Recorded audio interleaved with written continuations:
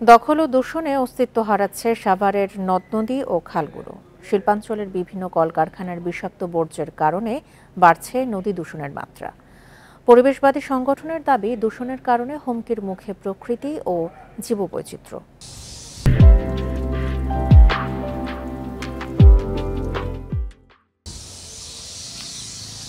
আশুলিয়ার কাইচাবাড়ি এলাকা, এভাবেই কারখানার বর্জ্য মিশ্রিত পানি গিয়ে মিশছে নদীতে। একইভাবে বিভিন্ন খাল দিয়ে কলকারখানার রাসায়নিক দূষিত করছে বংশী, তুরাগ ও ধলেশ্বরী নদীকে। স্থানীয়রা জানান, একসময় এসব নদ নদীর পানি ছিল স্বচ্ছ, নদীর মাছ ধরে জীবিকা নির্বাহ করতেন অনেকে। তবে দখল দূষণে সেসব এখন অতীত।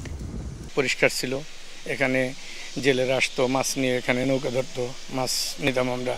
আর আজ এই কলকারখানার কারণে এই পানি দূষণ হয়ে যাচ্ছে। এই নদীটার অবস্থা একদম খারাপ অবস্থা, এখানে গোসল করার উপযোগী নেই, আর যারা গোসল করে তাদের বিভিন্ন রোগে আক্রান্ত হয়।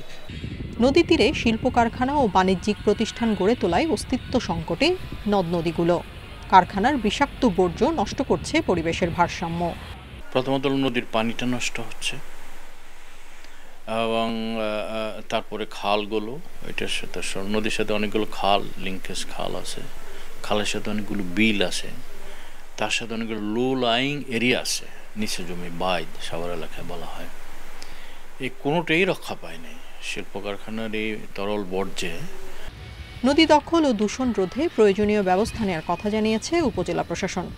মহামান্য হাইকোর্ট আমাদেরকে কিছু আদেশ দিয়েছেন, সেই আদেশগুলো প্রতিপালনের লক্ষ্যে আমরা কাজ করছি। আমাদের সহকারী কমিশনার ভূমি রয়েছেন 3 জন, 3টা সার্কেলের অ্যাসেলেন্টরাই এই বিষয়ে মোটামুটি তৎপর।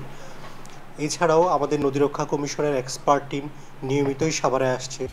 এখনই নদী দূষণ বন্ধ করতে না পারলে ভবিষ্যতে এই অঞ্চলের পরিবেশ সহ জনজীবনে বিরূপ প্রভাব পড়ার আশঙ্কা করছেন বিশিষ্টজনরা।